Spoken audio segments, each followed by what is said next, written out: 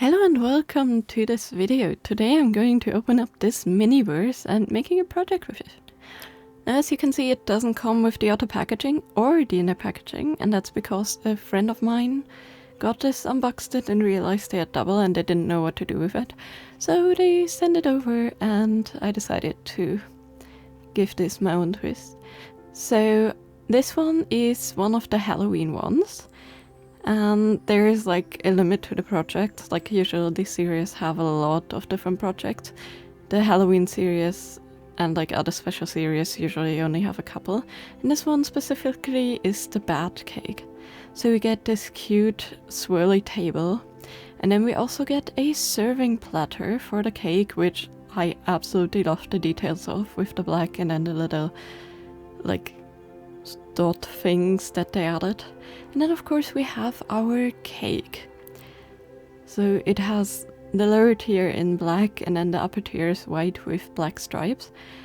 And we have some adorable packaging with like the sun and the spider web behind it and then the little fangs. I love this little spin on it that they gave design-wise. Like I think design-wise the packaging is so adorable. But yeah, the cake is two-tiered. You cannot separate the tiers, but that's okay. And here are all the projects you could get. We have some Beetlejuice inspired things and some other fun spooky things. And the one we got here is this cute bat cake, which also comes with these adorable flying bats on top and the like goo to decorate it. But I thought that was a bit too simple, so I'm gonna do something entirely different. The platter also comes with this like underlaying like cake plate thing. And we have the bats here and they are so adorable. The cake does have holes for them, but we're gonna cover them up later, so it doesn't really matter. We also get these sprinkles, which honestly, yes, they have Halloween colors, green and orange, but they also totally gave carrots and peas, like from the color. So I can absolutely use them for another project. And then we got the glaze, which I'm also not gonna use, but definitely gonna keep for other projects. And then in the like underlying thing as like decoration, we have this cute little ghosty, which actually goes on top of the sphere as like a handle. It actually makes me really happy that they put some effort into the design of the packaging also and not just put everything into their standard stuff. But yeah, of course we got our little tongs and the cake server, and we also get a nozzle for the resin, which again we're not gonna use, but is very helpful for piping the resin. And then we get some icing whips. Now, of course, we need to actually start with our decoration, and because I'm doing something special, I need to make accessories. And I'm using the wrong clay here, which is going to bite me later, but for now I don't know it, and the sculpting process is essentially exactly the same. So I'm just going to show you guys what I'm doing here. Essentially I'm making a little cone, and then I'm texturing it with my needle tool, just like with some tiny little stripes, grass texture, just a little texturing. And some of you may already have an idea what I'm making here, but I'm gonna wait a little bit until I actually give this thing its final form for you guys to guess. Leave a comment down below if you have any idea by now.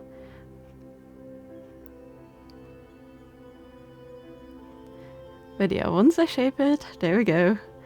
Now most of you will have gotten it. Yes, exactly, it is actually the Nightmare Before Christmas graveyard scene.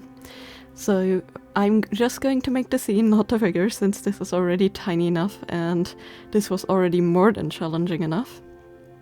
So I'm making the tiny crosses by just rolling out my piece of clay and using my X-Acto knife to cut things out. I messed up the middle cross, but that's totally fine. I'm going to just use the two outer ones and then adding some more that are very heavily inspired on the movie. I'm trying to like replicate some of them, especially like for example the stone that Sally's hiding behind, and then some of the like larger scenic decorations. And everything I'm adding for this cake, I'm trying to make it look like it would actually belong on a cake. and not just on a miniature. So, I mean, for these gravestones, you could absolutely make them out of like fondant or modeling chocolate and make them work. Or like maybe even out of cookies, honestly. So I'm keeping them black since you can color them like that, but I'm like trying to make it look like there's like chocolate and sugar coating and things like that on the cake, so to make it like actually look more like somebody put a lot of effort into making a cake. But yeah, these were so tiny that I had to add all the details with my kneader tool and the like edge of my X-Acto knife. And I also tried to shape them a little bit smoother, especially on the edges, since cutting on this surface doesn't give the cleanest edges. But after all that, it was time to bake everything. Now, to actually paint and make changes to the cake, I needed to sand it, because although it has a rougher surface with the texture they added, it is still a bit too glossy. But sanding works like a charm, and now I can actually paint it. And I'm just going to keep the white paint on the top layer of the cake. And I'm not going to make it opaque, I just need to cover up the black stripes a bit more, because I feel like they look a bit unnatural. And then I'm actually going in over the black stripes with my gilding liquid. So this is just standard gilding glue, really cheap stuff that will dry clear and then it will like stay sticky. And usually you can apply gold leaf to it, but you can also apply pigment powders to it, which is what I'm going to do. So this stuff you paint on milky and then it dries clear. And I'm applying it essentially to all surfaces. I'm just making sure that the top tier actually only gets the stripe covered. So the white part only will have stripes and the top covered, and the black part will be covered completely with this glue. Here you can see my failure and me remaking this. Just simply the same, just a bit of a more form stable clay, so Fimo Kids to Fimo Soft. And this worked very well. I just needed to make it obviously a second time and wait for it to be finished. So while it's doing that, the liquid is actually dry. So now I can apply the pigments. And I'm trying to mix like an almost black cocoa, dark cocoa color. So I'm adding a lot of brown and a lot of black here to my little vessel, and I'm trying to like mix this to get the right color. I still want this to be a little bit brown to give more of that cocoa vibe. And this is precisely what I meant with like trying to keep it like cake shaded a little bit more, if that makes sense. I don't know how exactly you would apply this to actual cake baking with the cocoa stripes. Maybe if you actually dust it with like a, I don't know, maybe there's some kind of like template or something you can lay on top. But yeah, sadly the little swirl I made this time was a bit too large, but luckily it was still slightly soft after baking. So I carefully cut it up and then it fit perfectly, and then I could finally glue everything together. So I glued on the swirl first, making sure I cover up the hole. And then I'm also going to glue on the gravestones, and one of them is going to cover up the other hole. The rest is just placed like kind of decently evenly so you can see all of them, but they're not oriented the same. And I made sure to also add one in the back to make it more even. And then I also wanted to add something on the first tier, and that's going to be pumpkins. Or jack-o'-lanterns later. I decided to just make the pumpkin shapes and not the stems, because these are already tiny. But what I'm doing here and trying to film, but my camera really didn't love these tiny details, is I'm essentially making like teeny tiny bolts of orange clay and then using my tiny silicone shaper, which has like a pointier tip, to make the like indents for the pumpkin shape. You can kind of see it in the background where it actually wants to focus. And yeah, I rinse and repeat that and then put them in the oven. And while that's baking, I can actually shade everything. So I'm just using like 2 shades of grey, a darker grey and a lighter grey after for dry brushing. So I'm going in a bit heavier with the darker grey here to bring out all the details that I sculpted on the gravestones and make them look really cartoonish. in a way, and the same I'm doing with the mountain. Just trying to give it more of like that fitting cartoonish color, you know, so it actually looks like Nightmare Before Christmas. And then I'm just going in a bit more lightly with the lighter shade of grey. That's almost like a white grey, I would say. And this is just going to give a little bit more highlight and definition. And after the pumpkins were baked, they were a bit too dark, so I actually put some paint in my hand. I would suggest, if you have to like put them into like a tiny like jar or something where you can paint them. I didn't have that at the moment, so I used my hand. And I immediately wiped it off while it was still liquid. But yeah, I just essentially used a brush and brushed the orange on just one coat to give it a little bit more vibrancy. And then I glued them on evenly.